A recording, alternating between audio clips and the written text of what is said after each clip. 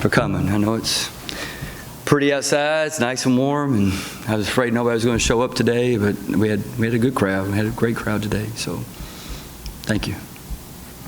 Questions? I mean, it had to be a nice way to kind of finish this regular season. You know, you guys have momentum now, kind of where you want to be momentum-wise, maybe not as a team, but momentum-wise, as you now head to Frisco and play for a conference championship. Well, I think we're playing the best we've played. Also, but it's been a pretty steady progress of improvement throughout the season. It hasn't always been steady quarter by quarter or even game by game, but we haven't had very many. You know, I could count on one hand the number of bad practices that we've had. We've had really good practices. The girls have been really focused and locked in on what we're doing, and it carries over to the court. And as they've increasingly become more concerned with the team success and less listening to the outside voices that drive you towards individual success in a team sport, the more they focused on team success, the more we see performances like Jalen Foster tonight, you know, 4 rebounds, 3 assists, 2 steals, and then she only had, 5 points, you know, but that's not the most important thing. Keep going down that stat row, because she's a plus 17 when she's on the floor, and that's the most important thing. And so we've got more and more young ladies on this team that they're just focused on, when I go in, I'm going to contribute. And as long as we're doing that, that's all you can ask. You talked about defense a lot. You know, they scored 23 in the first quarter and wound up with 27 total in the second half, 27 total in the second half. You guys seem to do a really good job of adjusting, locking in, and finding a way to win this on the defensive end. Yeah, we just had a real fun halftime.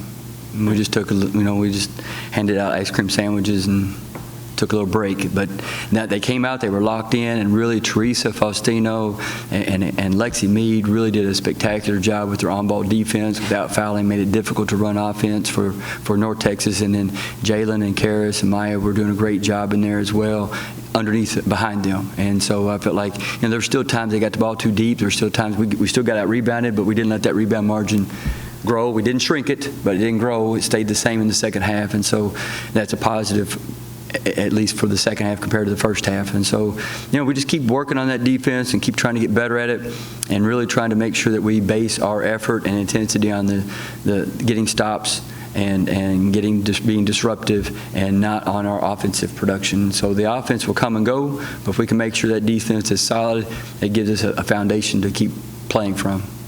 Really good in transition today, getting out and going and finishing it at the other end. What does that do for you guys as you start racking those up, kind of like you did in the second half? You know, that's a great observation, because all season it's been a point that we have worked on from day one, and really I think that what we've missed the most was Miru and a healthy Maya Meredith, because those two are really, really gifted at getting out in transition and finishing. And so we're still getting steals. We were still getting steals all season. We're leading the conference in steals, one of the best teams in the country at turning people over, but we weren't getting those turned into points.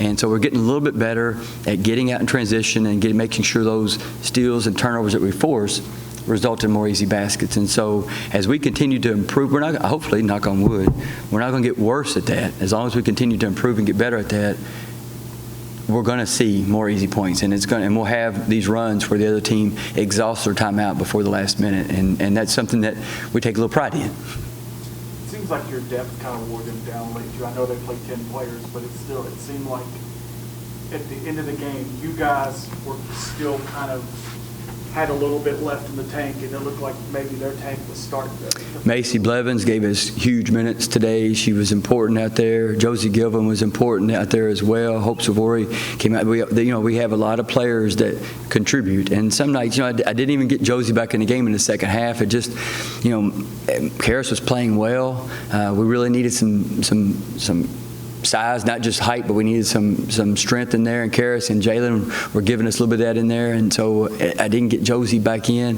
Hope didn't play as much as normally she would play, but they'll be fine. Tomorrow they'll be back in here and they'll be ready to go, and the next game they'll be ready, and if you don't guard Hope, she'll bring you up. And so that's depth doesn't come, it's not free.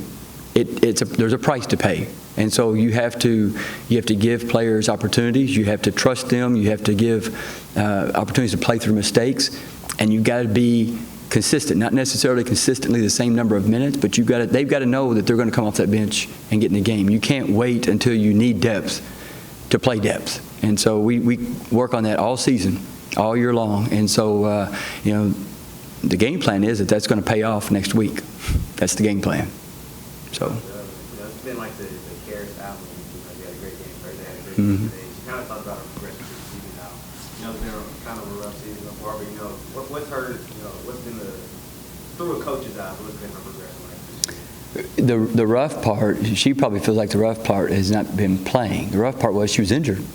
She almost had back-to-back injuries, and she didn't get to play from the time we started our foreign trip in Italy, and then she didn't get to play much of the preseason, and she just now is getting healthy and getting out there and now you can see, like, when we started preparing for our trip to Italy, I really thought this young lady's got a shot at being on the floor from the jump ball, and then the injury happened, and so then another one happened, and we just needed to get her healthy, and now she's playing, and so you're seeing really her growth right before your eyes. And if she's not one of the best freshmen in this conference, then I don't know what coaches are watching. So I think the reason she's not maybe considered in that same conversation yet is because she didn't play enough minutes early in the season.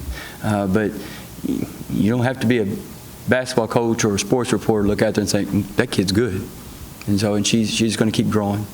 You head to Frisco now as the 2 seed. You guys have done a lot of work here in the regular season, but just what lies ahead for you guys, that grind that lies ahead. I mean, you've said all year how balanced this league is. Even with the 2 seed, it's going to be a challenge every night, but you got to feel good about where you are to go in there. I think that's the key part about this tournament this year. There won't be any easy games, and if there's anything that maybe this season, maybe the way that we've kind of grown and played has prepared us for close ball games, and maybe even playing from behind. We don't change a lot offensively playing from behind. It's really about our defensive change and our defensive and our rebounding. So I think in that way, our kids are fairly ready for those type of games. They're not going to be surprised if they look up and it's a 2-point ball game and they've got to really lock in. They're going to be okay. I think the part that we've got to make sure we're ready is you can't assume that the seeding really means that much. For me, the goal is to get the seed so we get a bye. I think it's pretty hard to win 4 games in 4. It's hard to win 3 games in 3 days, let alone 4 games in 4 days. So we didn't want to play 4 games in 4 days. We wanted to play 3 games in 3 days. That's our goal.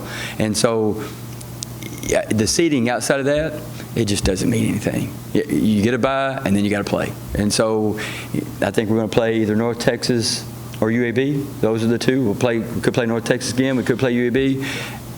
And those 2 teams are good enough to beat anybody in this conference. They have beaten anybody in this conference. And so, we just got to take each game at face value at that team and prepare and do what we do and try to be the best that we can for 3 days. I mean, you likely have a UTSA and a Rice over there on the other side, that same side of the bracket too, who are, again, 2 quality teams. I mean, Absolutely. You've been speaking UTSA all year. In the last month, they've really broke their. Well, they've got Jordan Jenkins, who is, you could make a case that she's, period, the best player in this conference. And so that gives you a great weapon, a great advantage when you got a player like that. And so, and Rice, they've got the majority of their team back from last year as well. And Malia Fisher, and then Bellamy came in and rung us up for 11 for 12 from the field when she was here. So, and they've got some experienced players in Austin. And so I think that, Rice and UTSA, that'll be a dogfight. That'll be a battle. And right now we got to worry about our battle, and that'll be either North Texas again or UAB again. Casey had said to me today, sometimes she's aggressive, sometimes she's not. But going into the tournament, are you trying to get in her head, always be aggressive and being able to get to the hoop? Like, Are you talking about aggressive offensively or defensively? Because one she gets in trouble for, one she gets encouraged for. So she gets in trouble for not being aggressive defensively. I'm not worried about her offense. She makes pretty good decisions. She doesn't take very many bad shots. She's still learning that she can't drive to the basket and just shoot a layup, that there's going to be some tall trees coming and get in front of her. And so as she gets better at that, her scoring will keep improving. She came out because she was standing around watching people on defense trying to figure out what was getting ready to happen, and that won't work. And so as long as she's aggressive defensively, she'll play. When she stands around on defense, she'll sit down by Coach Ivy and figure out next time you better play or you won't have a chance to get aggressive offensively. Anything else? Thanks, guys. Have a good weekend.